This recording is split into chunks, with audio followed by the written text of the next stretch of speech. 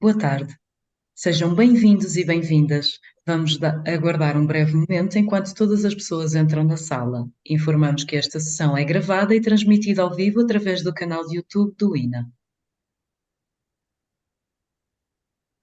Mais uma vez, boa tarde a todos e a todas. Damos início ao webinar Interseccionalidade e Reconstrução Democrática.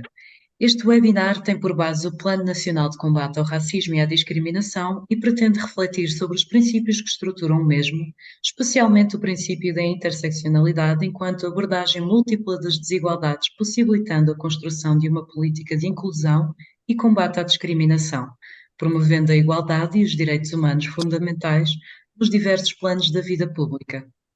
Esta iniciativa contribui para os ODS 5, alcançar a igualdade de género e empoderar todas as mulheres e raparigas, ODS 10, reduzir as desigualdades no interior de países e entre países, e ODS 16, promover sociedades pacíficas e inclusivas para o desenvolvimento sustentável, proporcionar o acesso à justiça para todos e construir instituições eficazes, responsáveis e inclusivas a todos os níveis.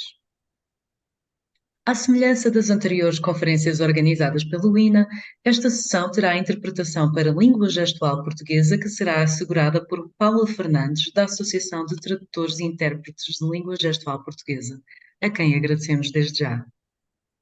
Hoje temos a honra de contar com dois oradores de renome. São eles Inês Pinhaço Gomes, assistente convidada na Faculdade de Direito da Universidade Católica do Porto, que desenvolve a sua investigação e docência na área dos estudos de género, e Miguel Silva Graça, investigador integrado do Centro de Investigação do Território, Transportes e Ambiente da Universidade de Coimbra, com experiência profissional, entre outras, e para que ao que este caso presente respeita, no Alto Comissariado para as Migrações. Agradecemos terem aceitado o convite do INA para participar neste webinar.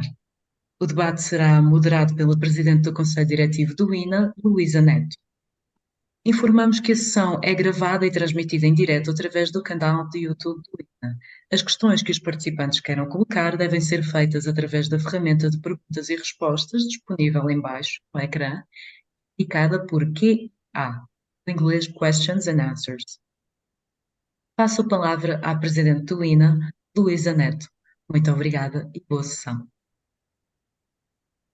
Muito obrigada, Manuela. Muito boa tarde a todos aqueles que nos seguem, a todos e todas que nos seguem neste webinar, e cumprimento naturalmente a Inês Pinhaço Gomes e o Miguel Silva Graça, a quem agradeço muito esta oportunidade de estarmos aqui hoje a discutir a questão dos nexos de reconstrução democrática neste contexto também do combate ao racismo e à discriminação. E o nosso objetivo hoje é precisamente, ainda que no quadro do Plano Nacional de Combate ao Racismo, percebermos esta visão mais alargada e mais abrangente da discriminação ou da desejável não discriminação. Lembro apenas que o Plano Nacional de Combate ao Racismo e à Discriminação esteve alinhado com o Plano de Ação da União Europeia sobre a mesma matéria, e aliás esse plano foi desenhado em termos felizes em plena presidência portuguesa do Conselho, e este Plano Nacional de Combate ao Racismo e à Discriminação estabelece uma estratégia global que combina naturalmente abordagens transversais e específicas, e é precisamente isso que tentaremos também fazer aqui, reconhecendo o racismo como um problema estrutural na sociedade portuguesa, mas identificando também áreas-chave de intervenção, desde a educação, à segurança, à justiça, à saúde, à habitação, ao emprego, à recolha de dados, e tentando dar uma sequência àquilo que foi a experiência de 40 anos de aplicação da Convenção Internacional sobre a Eliminação de todas as formas de discriminação racial. É inevitável que nestes termos nós tenhamos que partir daquilo que é a consagração do princípio da igualdade, enfim, consagrado no artigo 13 da Constituição Portuguesa, mas mais do que isso, reconhecido naturalmente em todos os instrumentos, em todos os estándares internacionais. Podemos discutir a questão de saber, precisamente abordando a questão das áreas transversais ou específicas de atuação, se estamos a falar de igualdade ou se estamos a falar de equidade, mas de qualquer forma sabemos necessariamente é que estamos a falar de uma igualdade geométrica, não de uma igualdade aritmética, ou seja, de uma justiça, de um imperativo de justiça distributiva e não meramente comutativa, percebendo que há situações de desigualdades estruturais que necessariamente levam a uma marginalização dos cidadãos e, obviamente, esse é um resultado que, numa visão de comunidade que pretendemos, está fora daquilo que pode ser o nosso objetivo, ou a ideia de um futuro mais justo, mais plural, mais igualitário. Eu começaria, precisamente, por passar a palavra à Inês Pinhaço Gomes, para que nos possa falar um pouco desta ideia de interseccionalidade ou discriminação múltipla, que é um conceito com o qual as pessoas podem não estar excessivamente familiarizadas. Inês, por favor, voltando a agradecer a presença, muito obrigada. Muito obrigada eu. Antes de mais, eu quero agradecer à UINA o convite a aqui estar e sobre este tema refletir, e em particular à professora Luísa Neto a título institucional, mas também pessoal.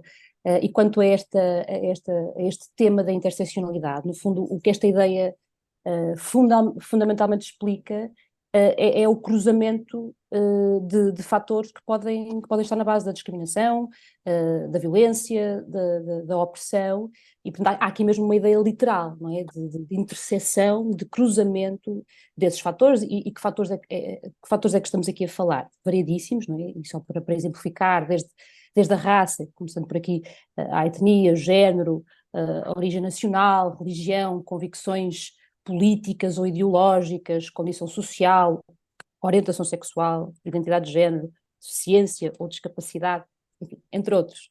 E o que me parece que é muito relevante sobre esta perspectiva da interseccionalidade é entender que estes fatores funcionam não como entidades unitárias e mutuamente exclusivas, mas como fenómenos que, no fundo, se constroem reciprocamente e que, por sua vez, moldam desigualdades sociais complexas, não é? Este termo do inglês intersectionality, ele foi cunhado por uma jurista norte-americana, Kimberly Crenshaw, no fim dos anos 80, mas muitas pensadoras referiam-se a esta ideia de uma outra maneira no âmbito daquela que foi a terceira vaga do feminismo negro, ou o feminismo da mulher, enfim, não branca, da mulher de cor, do inglês Women of Color Feminism. E nessa altura o foco estava sobretudo na interseção entre raça e género. Houve quem se referisse, por exemplo, à dupla ameaça ou ao duplo risco, e estou a pensar, por exemplo, em Frances Bell, mas também Angela Davis, por exemplo, traz a ideia da classe, não é? Junta estes dois fatores, este terceiro fator que entra aqui nesta interseção, mas depois também questões como a sexualidade, Audre Lorde, por exemplo, enfim, só para nomear alguns nomes. E há até, enfim, agora mais a título de curiosidade, que quem aponte para algumas mulheres que muito antes imbuíam nos seus discursos esta ideia, nomeadamente Sojourner Truth, uma abolicionista, meados do século XIX, uma abolicionista e ativista pelos direitos das mulheres negras, que tem um discurso que até vai inspirar depois uma obra conhecida de uma outra feminista, a Bell Hooks, e depois Ana Julia Cooper, que na verdade nos finais do século XIX vai impulsionar o feminismo negro, dando conta da ausência nos discursos de líderes e oradores negros das referências à realidade da mulher negra, não é? E talvez aqui, até porque referiu a ideia da interseccionalidade e da discriminação múltipla, pode ser relevante fazer uma distinção. E há o Comitê das Nações Unidas sobre os Direitos das Pessoas com Deficiência, e aqui simplesmente a título de exemplo, faz numa das recomendações precisamente uma diferenciação que me parece que pode ser pertinente, porque pode levar-nos aqui a um diferente patamar de reflexão, não é? Que refere a discriminação múltipla como a situação em que uma pessoa pode ser vítima de discriminação por dois ou mais motivos, no sentido em que a discriminação é agravada, ou seja, exemplificando, pensando numa mulher, enfim, negra, que sofre discriminação por ser mulher e por ser negra, e portanto aqui a discriminação múltipla, como que acumula os fatores e vê essa acumulação como que agravando a discriminação, e a discriminação interseccional refere uma situação em que esses vários, neste caso 2, mas podem ser mais, motivos operam, não é? E interagem uns com os outros ao mesmo tempo, de tal forma que são inseparáveis e expõem os indivíduos a tipos únicos de desvantagem e discriminação. Ou seja, e tomando o exemplo que há pouco referia, essa perspectiva da discriminação interseccional demonstra, ou pelo menos denota, que a discriminação da mulher negra, entendida como um fenómeno, e estou a usar apenas este exemplo para ser talvez mais claro, apenas, portanto, visualiza esta discriminação como um fenómeno próprio, não apenas agravado ou multiplicado, ou seja, a acumulação destes 2 fatores transforma-se numa estrutura específica de discriminação. E não é por acaso que Kimberly Crenshaw, a tal, portanto, pensadora, jurista norte-americana, que cunhou este termo da interseccionalidade, não é por acaso que falava do cruzamento entre 2 estradas, cada uma dessas estradas representando, portanto, uma forma de desvantagem social, agora aqui pensando na raça e no género, portanto, sendo que a mulher negra, que está precisamente no cruzamento, na interseção dessas estradas, conhece a opressão que resulta do facto de ser mulher, por um lado, a opressão que resulta do facto de ser uma pessoa negra, mas por outro lado, e além disso, conhece a opressão e a discriminação em razão desses fatores acumulados que revela uma forma de discriminação diferente e específica, não é? Eu creio que, enfim, fundamentalmente seria isto que eu teria para lançar, pelo menos uma fase inicial. Muito obrigada, Inês, e acho de facto essa distinção entre aquilo que é a interseccionalidade, nomeadamente as suas origens, e aquilo que é a discriminação múltipla, ainda que possam ter áreas de confluência, de facto importa aqui, de facto, importa distinguir. Passando agora ao Miguel, enfim, na introdução, para além da qualidade do investigador, de facto, o Miguel tem aplicado esta sua expertise no desenho e implementação em políticas públicas em várias áreas e também no Alto Comissariado das Migrações, onde também exerceu funções. Estávamos a dizer que estas ações só produzem uma verdadeira transformação se forem baseadas na identificação de problemas concretos, de soluções concretas, e se esta responsabilidade coletiva e partilhada puder descer, digamos, a esse nível de filigrana, diria eu, e era isto que eu desafiava ao Miguel a partilhar um pouco connosco do ponto de vista da sua experiência também. Obrigada. Obrigado. Antes de mais, muito boa tarde a todos e a todas. Também agradecer ao INA e à doutora Luísa Neto este convite. E precisamente nessa qualidade e olhando não só para os conceitos, mas olhando também como é que eles se aplicam, eu gostaria aqui de trazer uma problemática. Por exemplo, a problemática da população de nacionais de países terceiros em Portugal, e pegando nesta questão também das interseccionalidades e da discriminação. Recentemente foi publicado pelo Observatório para as Migrações, que também trabalha junto do Alto Comissariado para as Migrações, agora recentemente a AIMA, e portanto a Agência para a Integração, Migrações e Asilo, publicaram na altura uma infografia muito interessante sobre os estrangeiros em Portugal, quantos são e como vivem. Eu gostava aqui de realçar alguns dados e depois partir para uma abordagem do problema. Por exemplo, e isto é importante começar pelos dados, como foi dito, estamos a falar de 700 mil estrangeiros residentes em Portugal, 7% da população, não é, residente em Portugal é estrangeira, as principais nacionalidades não é só a brasileira, mas também o Reino Unido em segundo lugar, Cabo Verde em terceiro, Itália em quarto e Índia em quinto. Muitas vezes as pessoas não têm noção sequer desta questão das principais nacionalidades. Tem uma estrutura etária, a sua população, 61% tem entre 20 e 49 anos, ao contrário da população portuguesa, tem 36% nesta qualidade. Portanto, a maioria destes estrangeiros são de idade jovem, ativa e fértil, portanto, o que muda muito relativamente à população portuguesa. Inclusive, a taxa bruta de natalidade das mulheres estrangeiras é mais do dobro da taxa das mulheres portuguesas. E, por exemplo, outros estereótipos que se vão construindo acerca do mercado de trabalho, a taxa de atividade dos estrangeiros é mais elevada que os nacionais, 76% versus 58%, e também estão mais representados nos trabalhos de base ou mais exigentes, perigosos e precários. Outros também dado, e portanto cruzando aqui as várias dimensões, por exemplo, o saldo da segurança social com os estrangeiros tem crescido de uma forma de ser cada vez mais positiva em termos de contribuições e prestações sociais. Quando eu falo em saldo, estou a falar no contributo para a sustentabilidade do sistema de segurança social, que é um problema muito grande e que falamos sempre. Dizer que, por exemplo, há 67 contribuintes por cada 100 residentes estrangeiros versus 45 na população portuguesa e apenas 28 beneficiários em 100 versus 58 na população portuguesa. Isto é, contribuem mais com os impostos e pedem menos apoios. Portanto, isto são um conjunto de factos. Muitas vezes estes factos não estão relacionados com as percepções. Aliás, pegando num exemplo, não desconstruindo tudo isto, naturalmente, que levaria o seu tempo, mas, por exemplo, em termos da percepção da proporção de nacionais de países terceiros em Portugal, junto dos residentes, em Portugal, por exemplo, Portugal é um dos países europeus onde é maior o erro de percepção da percepção. O Eurobarómetro fala que os inquiridos em Portugal acreditam que os imigrantes representam cerca de 21% da população, e na realidade, vimos agora, estamos a falar de 7%. Como é que nós desconstruímos estes factos e como é que cruzamos todas estas condições interseccionais? Como disse a doutora Luísa Neto, tive o prazer de trabalhar no ACM, no Alto Comissariado para as Migrações, e há um projeto muito interessante que eu gostava de falar aqui, um projeto piloto, que era um projeto precisamente de atendimento inclusivo, onde cruzava estas dimensões. Portanto, era um projeto em conjunto com a ANA, para a Agência para a Moderação Administrativa, o ACM, já falámos, mas também a SIG e o INR.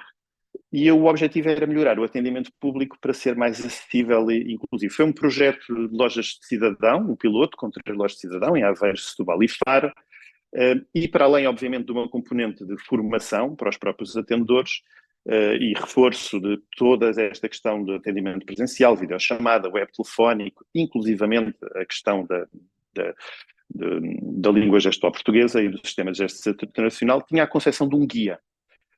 E a parte interessante era que era um guia de atendimento inclusivo. E o objetivo deste guia era adotar procedimentos que contribuíssem para este combate à desigualdade, da discriminação e da exclusão. E, portanto, tinha obviamente regras básicas, mas eu acho que é importante dizer, questões do cuidado com a linguagem e de palavras que, quando utilizadas de forma errada, prejudicam o atendimento, e são obstáculos, as formas de como se utilizam os canais de comunicação, as abordagens e estratégias para facilitar o diálogo, ou a questão da empatia do atendimento personalizado. Até aqui compreendemos. Agora, o que era interessante é que o guia, apesar de estar organizado em 3 grandes temas, portanto, as questões da discriminação de género, as questões das pessoas com deficiência e a questão do acolhimento e integração de imigrantes em todas as suas perspectivas, portanto, como eu disse, as abordagens, a linguagem inclusiva, etc., tinha também uma abordagem interseccional, isto é, a própria formação, para além do guia, dava uma ideia de que este guia, apesar de ser uma proposta de atuação de identidades e pertences específicas, nestes eixos, não é, que referi, dizia que podiam assumir diferentes combinatórias e, portanto, dizer e ter em conta que as pessoas situadas nos diversos eixos das suas diferentes identidades, por exemplo, um refugiado que é ao mesmo tempo também pertencente à comunidade LGBTQIA+, ou uma mulher migrante negra, ou uma pessoa cigana com deficiência, vivenciam a desigualdade de um modo único e qualitativamente diferente. E, portanto, estamos a falar de vítimas de discriminação múltipla, mas também, e aqui é o aspecto cumulativo, que foi já dito também, interseccional. E, portanto, o objetivo aqui era tentar ver como é que, por exemplo, os serviços públicos podiam ser também uma forma, como é que podiam considerar a interseccionalidade na sua prática. Foi uma experiência muito interessante, os próprios atendedores. Foi interessante na formação desconstruir os conceitos e depois aplicá-los diretamente num sistema de atendimento em ambiente real e tentando cruzar e tentar vencer alguns estereótipos. Mas gostava de ressaltar esta parte. Por um lado, os factos são importantes mais do que as percepções e por outro é preciso arranjar também instrumentos práticos que respondam a estes problemas e a questão da interseccionalidade é sem dúvida um dos problemas dos dias de hoje. Muito obrigada, Miguel. Já agora, e estando aqui a falar desta matéria, e volto a dizer, neste quadro do Plano Nacional contra o Racismo, eu vi há pouco que alguém levantava aqui no chat a questão de estarmos a falar de raça, mas de facto o Plano Nacional é o Plano Nacional de Combate ao Racismo e à Discriminação, que reconhece o racismo como um problema estrutural, mas por haver também aqui quem no chat esteja a questionar aquilo que é propriamente a estrutura do plano, quais as áreas-chave de intervenção e que estão aqui desde a educação, à segurança, à justiça, à saúde, à habitação, ao emprego, à recolha de dados. Eu já pedi para vos colocarem aqui de facto o plano, mas vou apenas partilhar partilhar aqui a tela apenas para que, isto já foi objeto de outros webinars do INA neste ciclo, mas apenas para que se deixe claro que este Plano Nacional, como eu dizia, está alinhado com a política, com a Plano de Ação da União Europeia, tem este âmbito temporal 2021-2025, se estrutura nestes seguintes princípios: de construção de estereótipos, coordenação, governança integrada e territorialização, intervenção integrada no combate às desigualdades e interseccionalidade, precisamente, e que depois, é uma das questões que também está aqui a ser levantada no chat, se este plano iria ser comunicado às escolas. Este plano identifica estas 10 áreas de intervenção: governação, informação e conhecimento para uma sociedade não discriminatória, educação e cultura, naturalmente, ensino superior, trabalho e emprego, habitação, saúde e ação social, justiça, segurança e direitos, participação e representação, desporto e meios de comunicação e digital. Enfim, estas são as áreas-chave. Depois, cada uma destas áreas está densificada em medidas, em indicadores e, portanto, julgo que é o Paulo Neves que colocou esta questão quanto às medidas que têm que ver com a área da educação, que é absolutamente central nesta matéria, e poderá naturalmente depois consultar todas as orientações que daqui resultam. E eu faria a ponte para perguntar aqui precisamente à Inês, com base naquilo que é a previsão do plano e em termos das ações e dos indicadores, como é que poderíamos fazer essa análise em relação a esta matéria dentro da construção do plano ele próprio? Certo. Muito obrigada pela questão. Eu creio que, bom, nós não a ideia da interseccionalidade é inseparável do princípio da não discriminação, não é? E, portanto, nós estamos, como disse, estamos a falar do Plano Nacional de Combate ao Racismo e à Discriminação, e, portanto, claro que aqui a tónica está, como disse também, na discriminação racial, que eu até acho que é relevante, se calhar, lançar uma definição, só para que estejamos também um pouco aqui munidos da mesma, enfim, de uma ideia comum, não é? E dando aqui apenas o exemplo da Convenção Internacional sobre a Eliminação de Todas as Formas de Discriminação Racial, de 1966, o artigo 1º refere a discriminação racial como qualquer distinção, exclusão, restrição ou preferência fundada, depois enumera, enfim, fatores aqui específicos: raça, cor, ascendência, origem nacional ou étnica, e continua depois dizendo que qualquer distinção, enfim, exclusão que tenha como objetivo, no fundo, comprometer o reconhecimento e o gozo dos direitos humanos e das liberdades fundamentais, seja qual for o domínio, político, económico, social e cultural, por aí fora.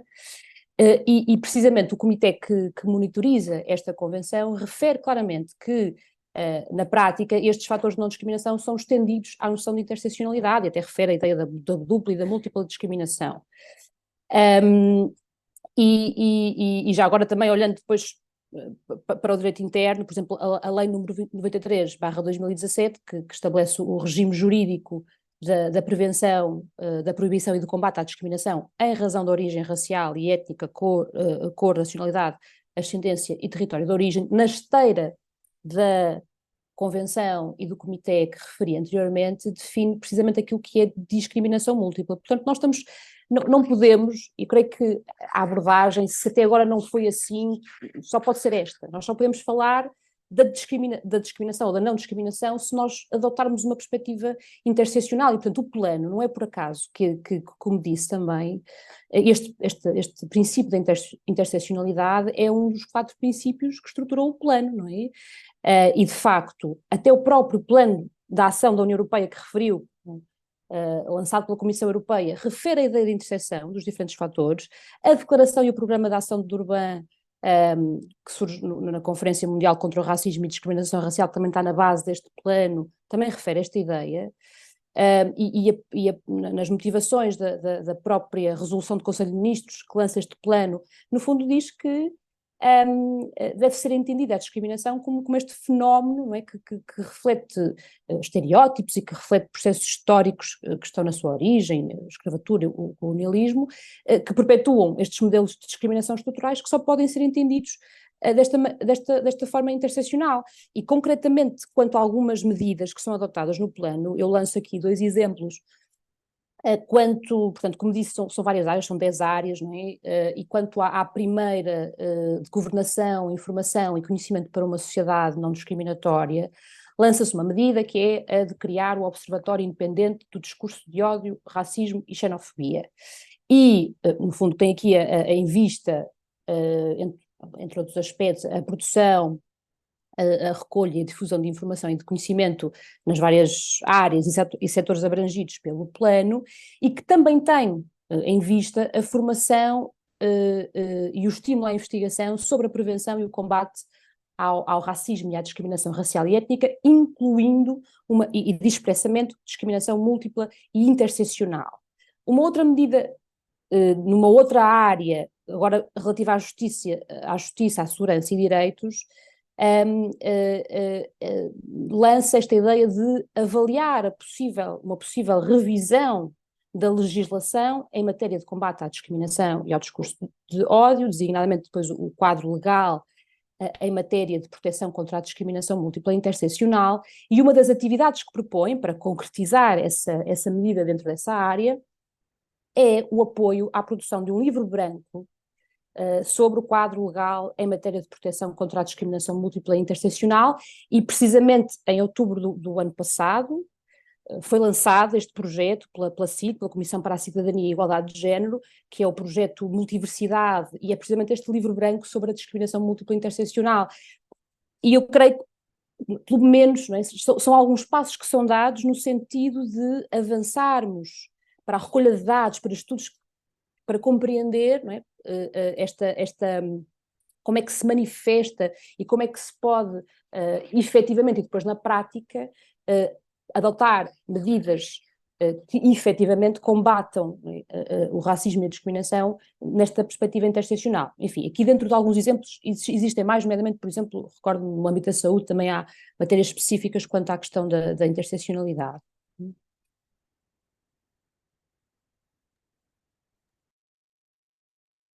Inês? Não sei se terminou ou não, fiquei na Sim. dúvida. Desculpe. Para não me alongar mais, haveria aqui mais medidas, dizia eu, depois nas áreas da saúde, por exemplo, também, mas enfim, depois também é uma questão de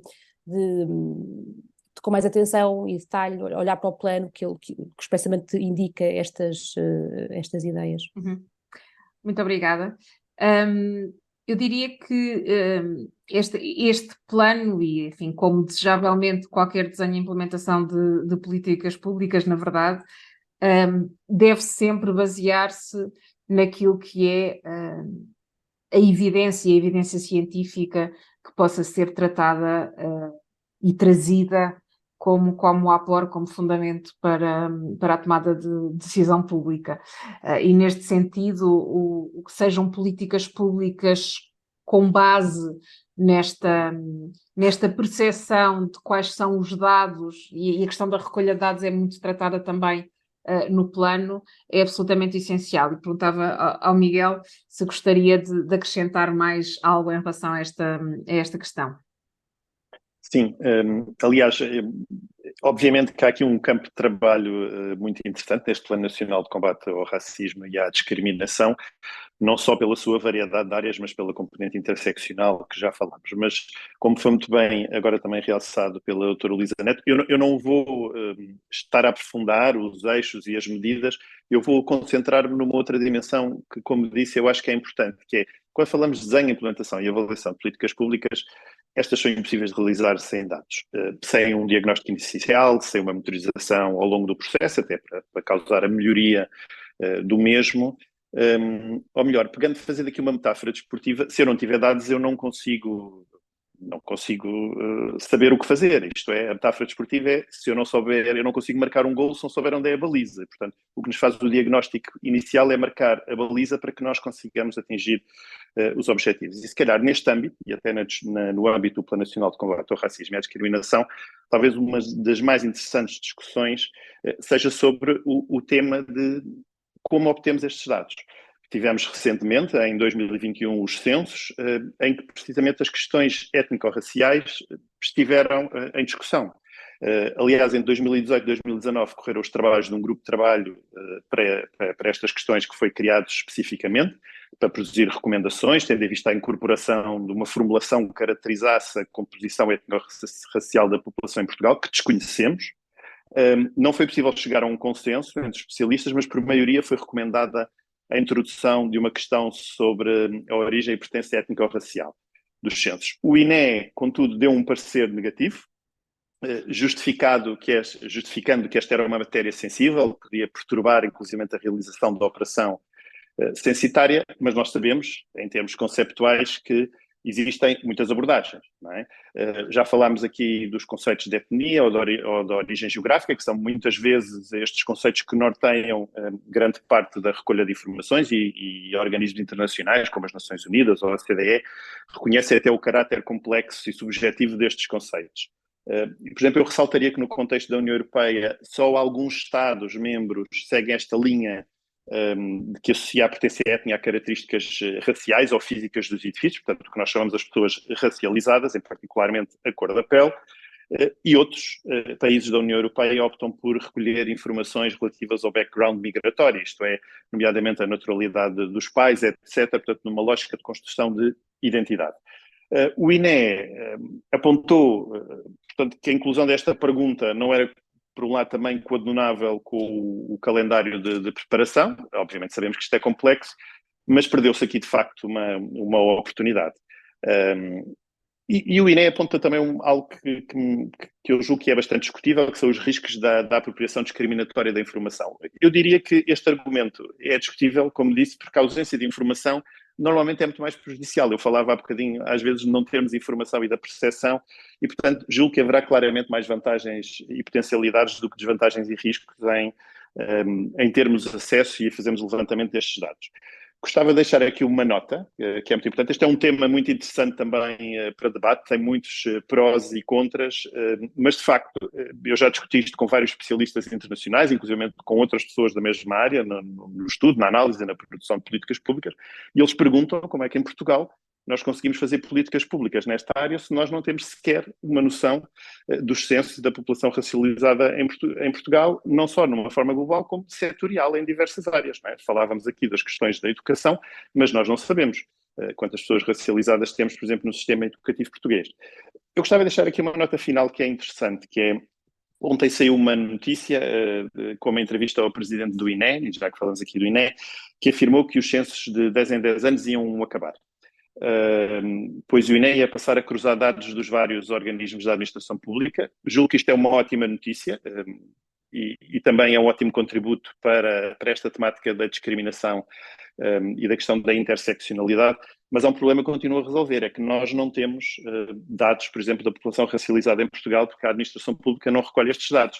Nós temos, inclusivamente, a nossa Constituição da República, é uma Constituição da República bastante avançada, apesar de defender as questões da igualdade de uma forma muito veemente, tem um pequeno artigo, o artigo 35 da Constituição da República Portuguesa, que tem a ver com a questão informática e do tratamento de dados, fala sobre, no seu número 3, deste artigo 35, no fundo, o princípio da proibição do tratamento de dados com base em convicções filosóficas ou políticas, filiação partidária ou sindical, fé religiosa, vida privada e origem étnica. E, portanto, não podendo recolher estes dados, não é?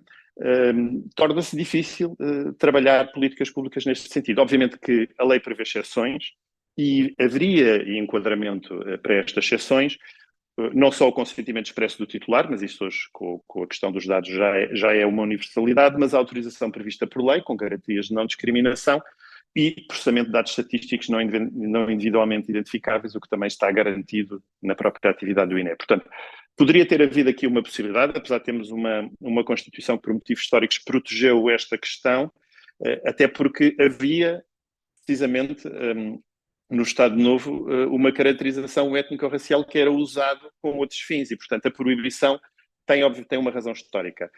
Mas este desconhecimento sobre a realidade, de facto, impede-nos muitas vezes de avançar e eu acho que o Plano Nacional de Combate ao Racismo e à Discriminação é um bom exemplo, é um plano bem desenhado com objetivos importantes, medidas importantes, mas muitas vezes falta-nos aqui também, por assim dizer, a baliza para podermos saber se marcamos o golo ou não. Muito obrigada, Miguel.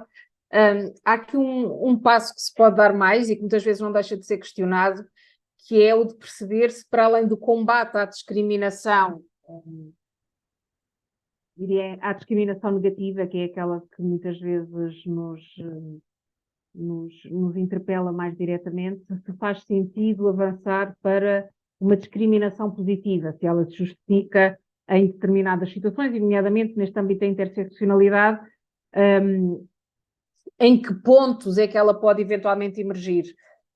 Se calhar colocava aos dois esta questão da justificabilidade ou não de ações de discriminação positiva, começando pela Inês e depois pelo Miguel. E Inês, por favor. Muito obrigada pela questão. Não, sem dúvida, parece-me que nós não, parece que não podemos estagnar na compreensão do princípio da igualdade na sua vertente formal, na sua vertente universal, portanto a ideia de que também não basta tratar todos e todas como iguais, todos e todas da mesma maneira, mas sim, de modo igual, mas sim nessa perspectiva material, que é a perspectiva de tratar todos e todas como iguais, porque lhes reconhecemos a mesma dignidade, e portanto, eu creio que a forma, enfim, pelo menos mais evidente de acionar, de ativar na prática a garantia dessa igualdade material, que me parece absolutamente essencial, por exemplo, a adoção de medidas de ação afirmativa, enfim, ou medidas de ação positiva, depois depende um pouco da nomenclatura adotada nas distintas ordens jurídicas, e a verdade é que, não por acaso, e porque nos mantemos aqui sempre a falar da ideia da discriminação ou da não discriminação, é muito frequente ver em legislação nacional, ou até legislação da União Europeia, ou até mesmo em convenções internacionais de direitos humanos, normas que referem a definição de discriminação, explicam em que é que consiste, até definem o que é discriminação, por exemplo, direta, indireta, e depois seguindo-se uma norma que se refere a medidas de ação positiva, precisamente, ou de ação afirmativa, que refere a algo como não se considera discriminação uma medida legislativa, por exemplo, que tenha uma duração limitada, ou que seja, tenha um caráter temporário, que beneficie certo grupo desfavorecido em função de um determinado fator, com o objetivo de garantir o exercício em condições de igualdade dos direitos previstos da lei, ou então, por exemplo, com o objetivo de corrigir situações de desigualdade que persistam na vida social. E eu creio que, de facto, este também há de ser um caminho, não é? Olharmos para, enfim, adotarem-se opções legislativas, práticas, medidas que procurem trazer os membros de um grupo subrepresentado, não é, para um nível superior de participação, ou garantir aos membros de um grupo desfavorecido o exercício dos direitos em plena igualdade, corrigir situações de desigualdade que persistam na vida social, até as ações afirmativas podem ter uma perspectiva de passado, de compensar discriminação, ou até uma perspectiva de futuro, não é? De garantir diversidade, e de facto há muitas medidas, normalmente as cotas são invariavelmente logo o exemplo do que nos recordamos, e de facto até podemos discutir a pertinência das cotas, e até podemos distingui-las, são cotas estritas, são cotas flexíveis, em que é que isso consiste, mas muitas vezes pode passar não necessariamente por esse método, que enfim, uma posição talvez individual, pessoal, eu considero que é um método necessário, mas muitas vezes as ações afirmativas podem passar por programas de apoio, realocação de recursos, definição de objetivos, não é? Os targets, por exemplo, em matéria de contratação e de promoção, medidas de capacitação, de empoderamento, e, portanto, há aqui uma série de medidas que podem ser consideradas, e de facto parece-me que uma forma de combater a discriminação pode passar pela adoção destas medidas, da ação afirmativa. Se nós entendermos a discriminação de uma perspectiva interseccional, ou a não discriminação de uma perspectiva interseccional, invariavelmente essas medidas, práticas, legislações, têm de integrar também esta ideia da interseccionalidade, mas portanto sim, parece-me que o caminho é o de reconhecer, não é, a igualdade no sentido material e de adotar na prática medidas que efetivamente consagrem, não é, essa equidade, se quisermos, essa igualdade do ponto de vista substantivo, do ponto de vista dos resultados e das oportunidades. Muito obrigada. Fazia a mesma pergunta ao Miguel e passaríamos depois aqui a analisar algumas das questões colocadas pelos nossos, por quem nos ouve também, por quem assiste a este webinar. Por favor, Miguel. Sim, bom, a discriminação nós sabemos que é este ato de fazer estas distinções injustas ou preconceito, pessoas com base em grupos, classes, enfim, categorias, quaisquer que elas sejam, de que as pessoas pertencem ou que parecem pertencer. Portanto, às vezes nem precisam de pertencer. E é verdade que existem muitas formas de abordagem em termos do que é que pode ser a ação afirmativa e que no fundo está relacionado com este princípio de equidade. Porque é muito interessante falar de igualdade quando temos todos o mesmo ponto de partida, não é? Quando não partimos todos do mesmo sítio para a corrida, a igualdade é de facto algo que não resolve e, portanto, a discriminação positiva ou a ação afirmativa é um princípio que, em termos de políticas públicas, faz sentido e tem sido usado nas mais diversas instâncias, inclusivamente em Portugal, tanto ao nível local como nacional, e com resultados bastante positivos. Obviamente que é muito interessante falar de cotas. É um tema interessante, que as cotas têm sido usadas, no fundo, para beneficiar o que se acredita ter sido vítimas atuais ou passadas de discriminação e, portanto, tem esta questão da atualidade e da reparação, que eu acho também é uma questão importante, sendo que a questão das ações afirmativas, entre as quais as cotas se incluem, são sempre medidas que são pensadas para ser especiais e temporárias. Isto é esta lógica de corrigir o ponto de partida, muitas vezes eliminar desigualdades historicamente acumuladas, garantir a igualdade de oportunidades, tratamento, compensação, reparação, etc. Portanto, há aqui uma série de problemáticas que são todas diferentes conforme o perfil, ou até os perfis interseccionais que olharmos, mas de qualquer maneira o objetivo é da discriminação positiva, digamos que é selecionar pessoas que estejam em situações de desvantagem e tratando-as desigualmente, favorecer para que de alguma maneira se tornem menos desiguais. Não é? Portanto, de uma forma simples era isto. E em Portugal este é um assunto no qual até já se fizeram alguns avanços. As cotas de género, a Lei Orgânica 3 de 2006, ou a Lei da Paridade, que exigia uma representação de pelo menos 33% de ambos os sexos, não é feminino, como muitas vezes, inclusive as pessoas tratam, mas de ambos os sexos, nas listas para a Assembleia da República, do Parlamento Europeu e das autarquias locais. É de facto uma lei que foi aprovada em 2006, que 7 anos depois desta apresentação foi também alterada, foi revista em 2019, foi objeto de uma avaliação de impacto, falávamos no início da avaliação de impacto, também é importante, e tem alguns dados interessantes. Por exemplo, o aumento mais significativo que houve em termos de crescimento foi logo em 2009, com a entrada em vigor da Lei da Paridade, em que são eleitas 63 mulheres, correspondendo a 27,4% dos deputados eleitos, portanto há aqui um salto qualitativo. Em 2019 foram eleitas 89 mulheres, correspondendo a 38,7% dos deputados. Portanto, há aqui um crescimento. Aliás, este crescimento de percentagem de mulheres eleitas subiu em todos os níveis, e estamos em todas estas eleições de que eu falei há pouco, seja, por exemplo, nas eleições para o Parlamento Europeu, onde já temos valores que rodam os 38%, 40%, ou nas próprias eleições autárquicas, cuja média roda os 33%, não é, regulamentares, que são pedidos pela Lei da Paridade. Mas sinto que nestas últimas, nas eleições autárquicas, é muito interessante que aumentou significativamente o número de vereadoras eleitas, mas que o número de presidentes da Câmara continua na ordem dos 7, 8%. Isto é, a distribuição também não é equitativa dentro dos cargos. E, portanto, isto é também um exemplo interessante que uma análise de impacto nos traz. Outro exemplo, também em Portugal, são as cotas de emprego para as pessoas com deficiência.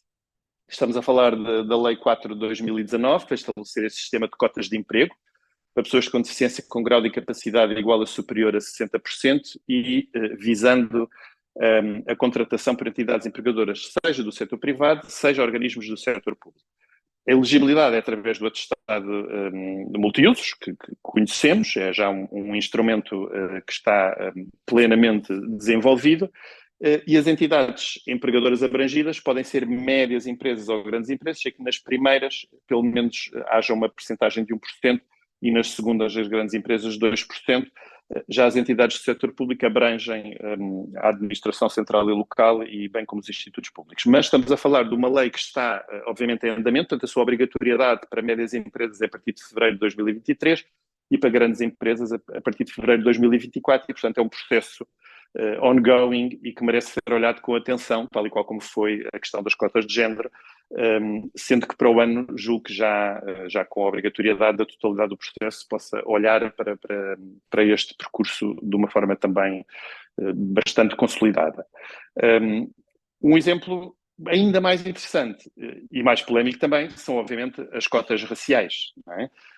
Um exemplo muitas vezes dado como exemplo é o Brasil, onde a classificação censitária é feita por autoidentificação, o que também é uma questão interessante, e, portanto, estamos a falar de reservas de vagas em instituições públicas ou privadas para grupos específicos, particularmente negros e indígenas, e, portanto, é algo que no Brasil tem feito um percurso desde os anos 2000, começando com algumas experiências em universidades e depois passando a uma lei federal.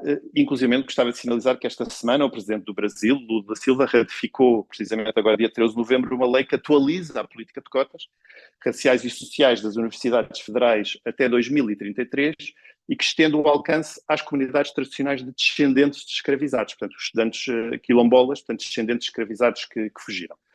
Lembrar que esta lei de cotas das Universidades Federais do Brasil está em vigor desde 2012 e que obrigava uma revisão após 10 anos depois da sua publicação e que estabeleceu que, no mínimo, 50% das vagas de estudantes da rede pública e com baixo rendimento familiares deviam ser distribuídas proporcionalmente entre negros, indígenas e pessoas com deficiência. Portanto, aqui um conjunto desta não é uma interseccionalidade, mas é um conjunto de perfis que se agregam. A verdade é que a medida, apesar de ter sido contestada por muitos setores no Brasil, foi uma revolução no sistema educacional brasileiro. O ensino, antes da lei de cotas, era naturalmente reservado a uma percentagem mais elitista da sociedade e também trazia aqui alguns resultados. A quantidade de negros com ensino superior concluído subiu de 2% de 98 para 6% em 2013, portanto, a entrada também aumentou a questão da qualidade, e em 2015 estes alunos ocupavam 32% das vagas em universidades federais, chegando a 44% nos institutos federais. Aqui em Portugal, muito interessante, agora em outubro, temos precisamente, e recentemente, a nossa ex-ministra da Justiça, a Francisca Van Dunen, fala na necessidade de criar cotas para as minorias racializadas, não só no ensino superior, mas também nas forças de segurança e na função pública. Por exemplo, nos Estados Unidos, a questão das forças de segurança é extremamente importante e foi uma forma de conseguir trabalhar também esta questão em termos de combater o racismo. Mas a ideia simples é ultrapassar desigualdades e acesso ao ensino e ao emprego. Portanto, esta é a proposta que eu acho extremamente interessante também trazer para cima da mesa pela nossa ex-ministra da Justiça. Temos muitas opiniões diferentes e falamos aqui de especialistas, para não sermos só nós que estamos aqui a esta mesa, fui buscar outros. A Maria José Casanova, antiga coordenadora do Observatório das Comunidades Ciganas, entende que estas medidas devem ser temporárias, e eu também ressaltei isso há pouco, mas que duvida que elas durem sempre menos de uma década, porque estamos a falar de preconceitos muito grandes e, portanto, aqui a noção de temporário também precisa ser discutida e desconstruída, tal como os estereótipos. Por exemplo, o sociólogo Rui Pena Pires defende que a discriminação positiva não deve ser feita numa base não económica, não racializada, mas numa base, por exemplo, territorial. Não é? Porque muitas vezes estas desigualdades estão também ligadas a questões territoriais. E depois eu gostava também aqui de levantar a questão da execuibilidade destas medidas. Não é? Eu falei há pouco de que, de facto, não tendo dados e não tendo registado documentalmente, os censos foi um exemplo, mas não existem muitas vezes outras fontes na administração pública. A discriminação positiva é também difícil de implementar quando não temos dados nesta área. E a realidade é que nós observamos um cenário na sociedade portuguesa onde praticamente não existem afrodescendentes no Parlamento, nos cursos de medicina, inclusivamente neste painel. Portanto, eu gostaria de dizer, eu acho isso também extremamente interessante. Eu sou investigador universitário, como foi dito, e recentemente num país da América Latina, onde participei numa conferência e fui proposto para pertencer à Comissão Científica, recebi no fundo, uma negação da minha participação à Comissão Científica porque disseram que a cota de homens brancos já estava preenchida. E eu fiquei contente. Porque acho que isto é importante também, não é? Não basta só falarmos disto, isto tem que estar incorporado na nossa prática, e foi a primeira vez que fiquei contente com uma rejeição. Mas diria que esta é uma problemática também complexa. Acho que ela não é uma problemática que esteja fora da realidade portuguesa, é uma problemática que está dentro. E, portanto, também gostava aqui de abrir um bocadinho o espaço e ver, curioso com as perguntas das pessoas. Depois temos apresentado aqui tantas polémicas e tantos casos diferentes. Muito bem. Vamos passar a isso, só dar uma nota, Miguel, que este webinar nós fazemos sempre, aliás, no âmbito do Plano Nacional de Combate ao Racismo e à Discriminação, fazemos mais do que um por ano e, aliás, está alinhado também precisamente com a missão do INA nesta matéria e que temos o cuidado, no quadro geral dos webinars, de garantir essa representação plurima. Portanto, não tem que ser olhado apenas para esta iniciativa, mas em termos gerais, e temos tido essa preocupação, de facto. Este não é nem o primeiro, nem o último dos webinars, e no plano geral dos webinars temos, de facto, essa preocupação, porque me parece absolutamente acertada, uma vez mais do ponto de vista daquilo que possa ser a discriminação múltipla ou interseccional, no que diz respeito a uma série de fatores. Nós temos, de facto, aqui várias perguntas. Eu vou deixar uma que diz respeito à formação do INA para o final, enfim, defenderei a dama no final, defenderei apenas no sentido de dar informação sobre a formação que o INA faz nestas matérias. Temos aqui uma pergunta que eu responderia, talvez sem passar aos nossos convidados, que foi colocada pela Isabel Bastos, que pergunta se, neste caso da discriminação, em termos de processos de recrutamento, como é que se faz a possibilidade de encontrar comunicação inclusiva quanto às ofertas de trabalho de emprego público. Eu gostava de salientar que esta pergunta vai depois a ser reiterada também mais à frente, mas gostava de dizer que o Guia dos Direitos das Pessoas com Deficiência propõe medidas nesse sentido, desde logo ao nível do IFP, por um lado, por outro lado ao nível da Direção-Geral da Administração e Emprego Público, e convém dizer também que há uma Estratégia Nacional para a Inclusão da Pessoa com Deficiência que tem medidas específicas também no que diz respeito a essa matéria, precisamente de acesso ao mercado de emprego e ao mercado de emprego, quer no setor privado, quer no setor público. Temos depois aqui uma outra questão que eu colocaria a ambos, que tem que ver com o facto de nós estarmos necessariamente a falar de discriminações que têm concretizações depois muito diversas, tendo em conta as situações específicas. Por exemplo, fala-se aqui no ambiente prisional, fala-se também no ambiente de contexto de saúde, que são contextos naturalmente de grande exigência. A Emília Henriques fala aqui, do ponto de vista do ambiente prisional, da questão do desequilíbrio do poder. Enfim, noutros tempos falava-se, aliás, em relações especiais de poder, que é um termo hoje em dia que tem que estar reabilitado ou pensado de uma outra forma. Há aqui um conceito que tem que ver com a ideia de vulnerabilidade também, ainda que seja um termo que tem que ser utilizado com bastante cuidado, e desde logo percebermos se a vulnerabilidade é sentida por um indivíduo ou por um grupo, e por haver grupos que podem dizer que não querem esse rótulo da vulnerabilidade, mas colocava esta questão, quer à Inês, quer ao Miguel, no que diz respeito a ambientes específicos para sentirmos estas necessidades de tratamento.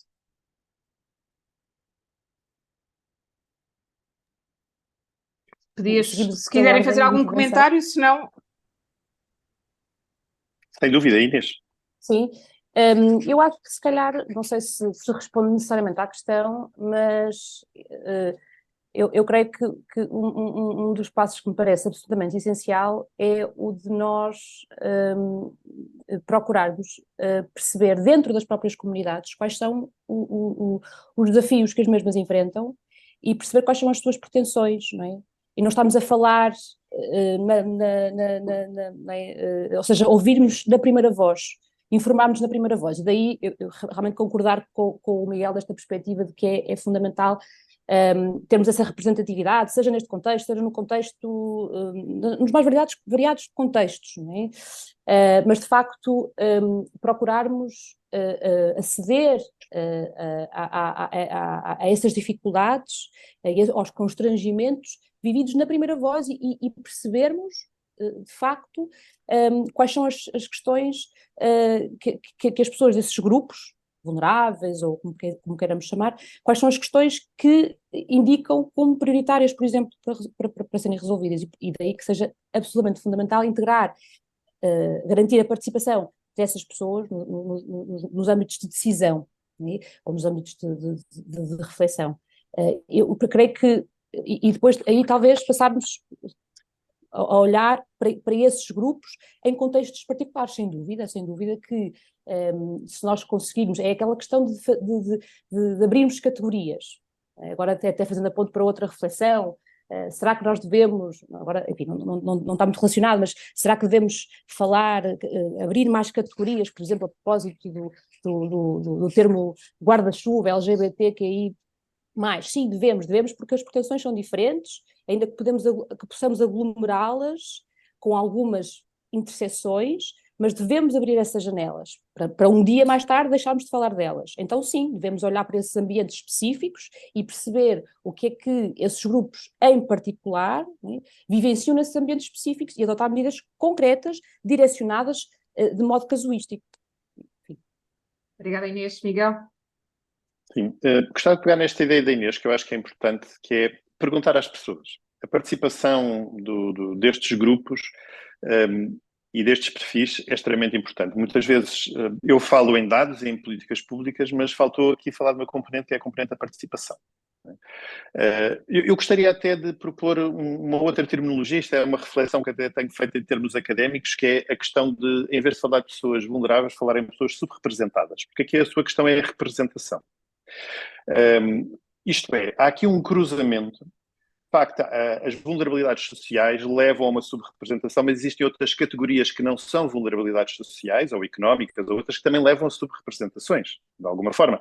Dando o caso dos idosos, por exemplo, ou de outras questões que também têm muitas componentes interseccionais. Mas, pegando nisto, a participação é uma forma de aumentar a representação. Há bocadinho falava dos estrangeiros em Portugal, quantos são e como vivem, e, por exemplo, não referi um dado, porque tinha aqui muitos dados, não é? Mas um deles que é importante tem a ver com a participação política, que é, por exemplo, 60% dos estrangeiros em Portugal são elegíveis para votar, mas só 8% é que estão recenseados. Isto é, temos dentro de um bolo apenas a possibilidade de participação ativa ou passivamente como forma política e também o facto de não participarem, mesmo apesar desta oportunidade. Claro que isto também se passa na sociedade portuguesa e se calhar existem outras formas que não apenas a democracia representativa para nós podermos também chamar estas pessoas à discussão e, portanto, há aqui também um espaço a abrir e a saber junto destas próprias comunidades. Relativamente aos ambientes, há ambientes que são particularmente adversos à igualdade e muitas vezes, fala-se aqui nas questões do contexto de saúde, por exemplo, a questão da barreira linguística num atendimento de um hospital ou do próprio do serviço público, não é preciso ir a um contexto de urgência, é uma barreira extremamente difícil de ultrapassar. Mas também se falou aqui dos ambientes prisionais. Nós, sem dados, não sabemos dizer, como nos Estados Unidos, qual é a percentagem da população racializada que existe. Mas há aqui uma observação que é absolutamente empírica, possível de fazer nos Estados Unidos ou em Portugal, assim como eu fiz há bocadinho uma observação empírica sobre a presença nas universidades ou nos cargos eleitos, não é? Nós temos que conseguir tratar estas questões, para isso temos que identificar os problemas. E, portanto, gostei muito deste enfoque que foi dado nos ambientes específicos. eles de facto merecem ser trabalhados e merecem ter atenção específica relativamente a questões da ação afirmativa. Falámos nisso há pouco. Estes pequenos elevadores que tentam colocar as pessoas em pontos de partida mais iguais possíveis devem ser acionados ainda com mais veemência em contextos em que o ponto de partida ainda torna essas pessoas mais vulneráveis ou desfavoráveis. E, portanto, mas gostava de lançar esta questão também da representação e da participação, que acho que foi um bom ponto de partida. Obrigada, Miguel. Já agora em relação à questão da representação, da subrepresentação ou da sobre-representação no que diz respeito à população prisional, há uma tese de doutoramento, por exemplo, defendida no ISCTE sobre essa matéria. Colocava aqui, sendo que é a última possibilidade também para não nos alargarmos muito em relação ao nosso horário, nós temos aqui justamente uma questão da Lucinda Gomes no que diz respeito à questão dos dados e a dificuldade que o Miguel falava em relação aos dados, especificamente no contexto de saúde e a dificuldade de ter, nomeadamente, acesso à possibilidade, à suscetibilidade de comparabilidade com outros, nomeadamente com outros Estados, desde logo outros Estados da União Europeia, se falarmos em comparar o comparável de alguma forma.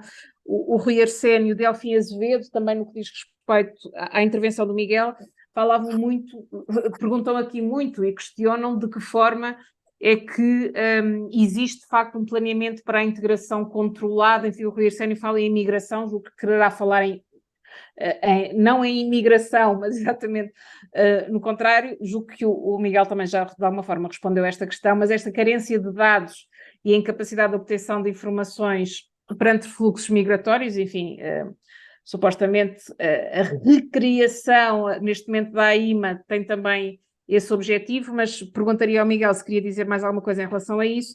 Em relação à Inês, agora é deprimente dela, vem aqui perguntar se a discriminação positiva não abre mais problemas, no fundo, do que aqueles que resultam da própria discriminação negativa, ou seja, se a discriminação, independentemente do sentido em que seja apresentada, se não é sempre um desvalor em termos sociais. Enfim, agora a Pimentel levanta até aqui a questão, essa julgo que não consigo acompanhar, até que ponto é que a discriminação positiva, no sentido de desbloquear uma situação benéfica para os cidadãos, é considerada quase tráfico de influências. Enfim, vamos esquecer este contexto desta questão neste momento, mas de facto, aqui em relação à discriminação positiva e a par dos exemplos que falavam a Inês e o Miguel, nós temos neste momento, de facto, discutido, é certo, mas temos neste momento um contingente específico no ensino superior para os candidatos beneficiários da ação social escolar. Esta questão das cotas económicas sociais no acesso ao ensino superior foi muito discutida e continuará a ser muito discutida, mas é um exemplo também nesta matéria, em que a questão é precisamente perceber aqui qual é a contraposição, por exemplo, com a questão do mérito, como é que nós fazemos essa ponderação. Mas, enfim, Miguel, quanto à questão, uma vez mais, da ponderação de dados na questão da saúde e dos migrantes, Inês, mais qualquer coisa em relação à discriminação positiva, se assim entenderem, e depois fecharíamos, eu falaria apenas aqui das questões que têm a ver com a formação do INA. Força, Inês. Ok, agora pensava que tínhamos invertido a ordem. Podemos inverter. Eu posso responder sucintamente. Relativamente, antes de mais, sobre esta questão dos dados e como se liga a todos estes contextos. É importante, de facto, e a doutora Luísa Neto disse isso, que a academia contribua. Aliás, é importantíssimo e fulcral neste ponto, mas é importante também que a administração pública, como corpo, consiga ela própria identificar as necessidades, recolher e produzir dados que no fundo a academia não tenha que estar preocupada em também recolhê-los, mas possa simplesmente analisá-los e trabalhá-los e poder. Portanto, há aqui uma inversão de papéis que julgo que às vezes a administração pública fica a faltar aqui um papel que me parece importante, mas, como disse, já listei aqui uma série de barreiras que é preciso ultrapassar. O contexto da saúde é bastante especial, é um contexto, como eu disse, de emergência, muitas vezes de emergência médica onde não há lugar, muitas vezes, a poder fazer um trabalho, como há bocadinho eu falei, da questão do atendimento inclusivo, em que é possível trabalhar regras, modelos, etc., procedimentos, porque os procedimentos muitas vezes passam à frente, os procedimentos médicos passam à frente, tudo isto, mas é um contexto, como disse há pouco, particularmente importante, não é? Já existem alguns mecanismos no contexto de saúde, por exemplo, relativamente às questões da violência doméstica, isto é, nós já vemos hoje que quando entramos num hospital já é feita uma bateria de perguntas, já há uma preocupação em tentar identificar os casos de violência doméstica ou casos de violência sobre menores, etc. Portanto, às vezes, eu como pai e com 2 crianças, é muito interessante perceber que entrar num hospital há feita uma série de perguntas que eu percebo que são feitas para despiste. Não é? Portanto, introduziram-se procedimentos, coisas que pareciam difíceis, hoje já são corriqueiras e já fazem parte dos procedimentos. Temos que tentar fazer o mesmo relativamente a muitas das matérias que falámos aqui hoje. Parece que não é fácil, mas tem que ser possível, não é? Temos que conseguir trabalhar o contexto de saúde e a barreira linguística não é a única, existem muitas outras barreiras, inclusivamente culturais, que tornam esta atividade particularmente difícil com diferentes públicos. Relativamente às questões das migrações e da criação da AIMA, da Agência para a Integração, Migrações e Asilo, é um desafio enorme. Eu, neste momento, não estou lá. Eu, entretanto, saí do ACM para abraçar outros desafios profissionais, mas, de algum modo, também tenho pena porque é uma altura extremamente importante. Temos aqui a extinção do Serviço de Estrangeiros e Fronteiras, a sua fusão com o Alto Comissariado para as Migrações e cruzar aqui um conjunto de dimensões que se caracterizam como integração, migrações e asilo. Isto é, saber que as migrações são positivas quando são feitas de uma forma segura. Isso implica uma série de procedimentos, isso implica inclusivamente que a integração tenha um papel articulado com este próprio mecanismo de manter as migrações seguras, mas acima de tudo, eu acho que isto é um processo em que os nacionais de países terceiros, os nossos migrantes, vão ganhar com esta fusão. Não é? E eu acho esse um aspecto extremamente positivo. Isto é, poder haver uma integração aqui das diversas valências que eles precisam para se integrar é importante na perspectiva do utilizador. E, portanto, quem presta o serviço, que irá ser a AIMA, terá esta preocupação, isto é, tratá-los mais como cidadãos do que propriamente como pessoas vulneráveis ou subrepresentadas. Eu acho que isso é um salto qualitativo em termos de relação, por exemplo, com este público. E acho que é extremamente importante. Obrigada, Miguel. Inês, então, para finalizar, fazemos aqui só mais algumas referências, por favor. Sim, obrigada. Eu creio que, de facto, para mim, na minha visão, não é na minha, mas eu concordo com esta visão, a discriminação positiva ela é necessária. Enfim, podemos decidir não chamar de discriminação positiva neste caso, mas aquilo que me parece é que a discriminação negativa ela é injustificada, a discriminação positiva ela é justificada. E ela é justificada com base, do ponto de vista jurídico, num teste que se faz. Há um objetivo legítimo, sim ou não? Se sim, ele corresponde,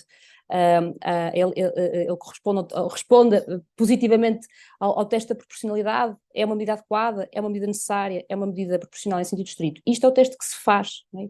E, portanto, há pouco o Miguel referia a ideia destas medidas serem temporárias, e temporário significa isto mesmo, estas medidas não são um fim, são um meio.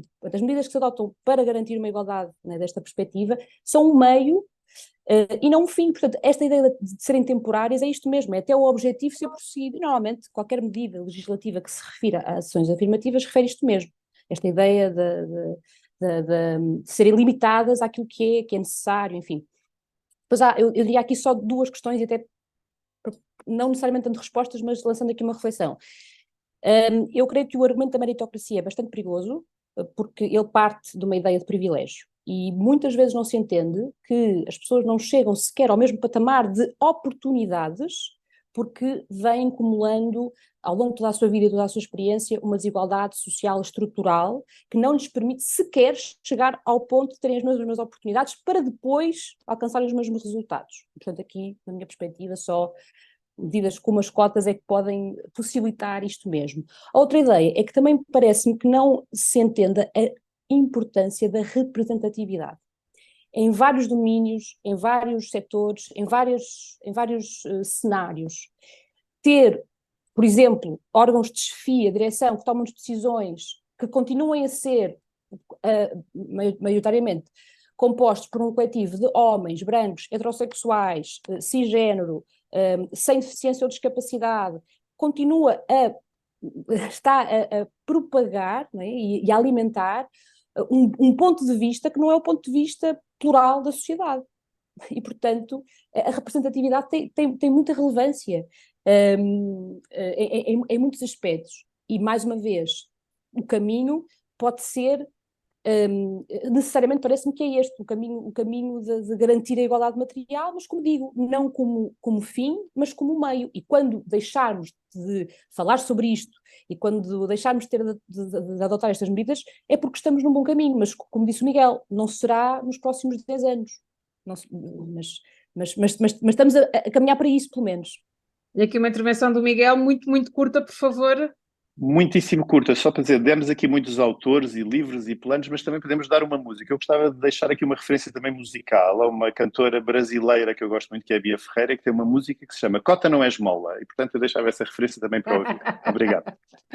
Muito obrigada, muito obrigada. Só aqui em relação à questão da formação, a Emília Henriques pergunta se o INA não pensa ter formação nesta matéria. Eu queria só compartilhar convosco aquilo que é o programa de formação do INA, precisamente na área de cidadania e participação. Foi o INA que propôs, em termos governamentais, o acrescento de uma nova área de formação estratégica para a administração pública, que é a cidadania e a participação, e dentro desta área de cidadania e participação temos, de facto, formação vária, quer no âmbito da inclusão, quer no âmbito da igualdade. A questão das medidas de apoio e incentivo à contratação de pessoas com deficiência, que falava há pouco, é também objeto de uma das ofertas. O atendimento e encaminhamento de pessoas com deficiência também aqui encontram esta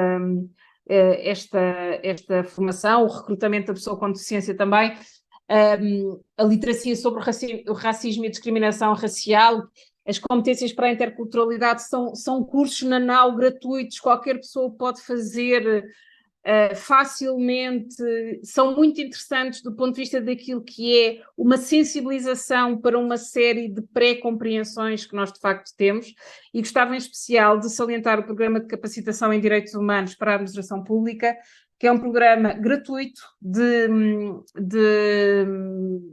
articulação entre 18 entidades públicas, desde o INA, à Comissão Nacional de Proteção de Dados, à AIMA, à SIG, à Comissão Nacional de Direitos Humanos, e em que temos um fio condutor que precisamente permite esta reconstrução democrática de que falava o tema do nosso webinar de hoje.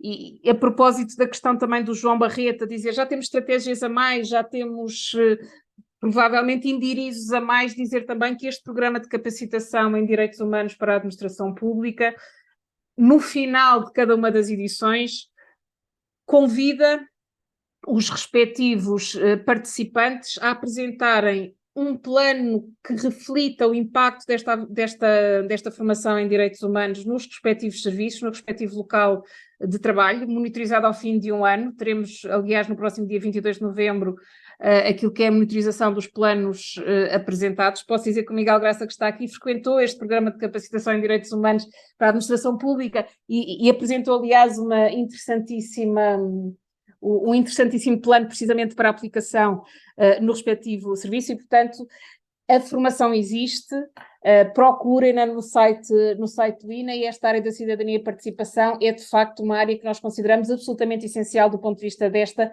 reconstrução democrática, desta criação de nexos de pertença, uma pertença que não deve ser entendida noutros termos, um nexo de pertença com o Estado de Direito e com a administração. Digo sempre, a administração está cá para servir as pessoas, e é nesse quadro que o Estado de Direito deve ser encontrado. A Inês falava há pouco da questão do acesso às oportunidades, no fundo aqui, já agora só para citar mais um autor, das capabilities do Amartya Sen, a ideia de não tanto de capacitação, mas de acesso, de facto, a iguais oportunidades. Queria de novo agradecer muito à Inês e ao Miguel. Já agora, em termos de igualdade, gostava também muito que me tratassem por Luísa, em vez de doutora Luísa ou professora Luísa, mas enfim, mas portanto não considerem...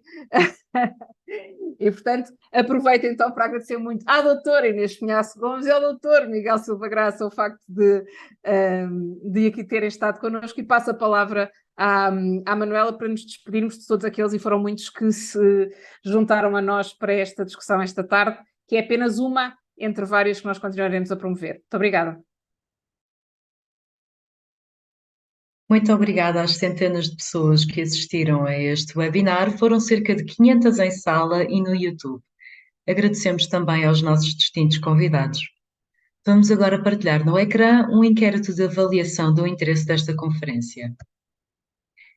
Informamos que continuam abertas as edições dos cursos de competências para a interculturalidade e literacia sobre racismo e discriminação racial, desenvolvidas pelo INA em parceria com a Comissão para a Igualdade e contra a Discriminação Racial e o Alto Comissariado para as Migrações, ACMIP.